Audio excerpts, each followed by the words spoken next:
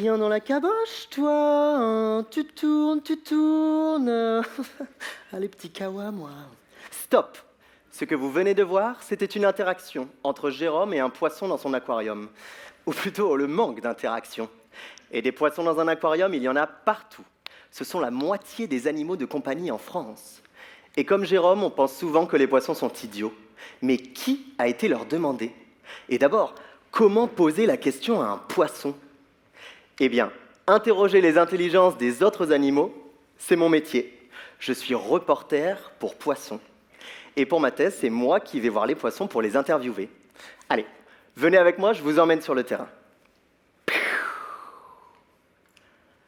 Bienvenue en Zambie. Nous voilà devant le lac Tanganyika, un des plus grands lacs d'Afrique. Le soleil se lève, une légère brise nous caresse. Pas de crocodile, les conditions idéales pour des interviews. Aujourd'hui, nous nous infiltrons dans une population de poissons qui construisent de petits volcans en sable et ce sont de vrais maniaques de la propreté. Si on place quelque chose dans leur volcan, ils vont tout de suite l'enlever. Alors, paré à plonger? On plonge. Monsieur Fish, Jérôme pense que vous êtes stupide. Si c'est le cas, vous enlevez les objets n'importe comment, pas vrai? Pour le savoir, je place dans son volcan des objets de toutes les tailles, couleurs et formes. Et ses réponses sont très claires. Il ne fait rien au hasard. Il enlève toujours les objets orange avant les bleus, mais après les verts avant les rouges avant les marrons, les gros avant les petits, les spirales avant les cubes ou les sphères. Bref, il dispose d'un classement très précis des objets dans sa tête. Pas si bête. Deuxième question. Plus dur.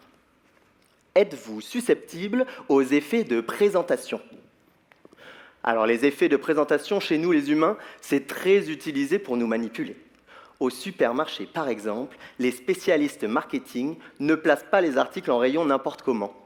Ils savent que la façon de vous les présenter va influencer inconsciemment vos choix. Et quand on essaie avec nos poissons, eux, on n'arrive pas à les manipuler. Sur ça, ils sont plus malins que nous. Oh, mais c'est total crazy! J'étais sûre que c'était nous les plus intelligents. Mais Jérôme, tu nous as suivis en Afrique? Oh, je suis toujours là, moi. C'est vrai, Jérôme est toujours là, dans nos têtes, à tous. Alors la prochaine fois que vous serez face à un poisson dans son aquarium et que votre Jérôme intérieur se réveillera, demandez-vous, au final, c'est qui le plus idiot? Celui qui ne peut pas répondre ou celui qui pose mal la question? Merci.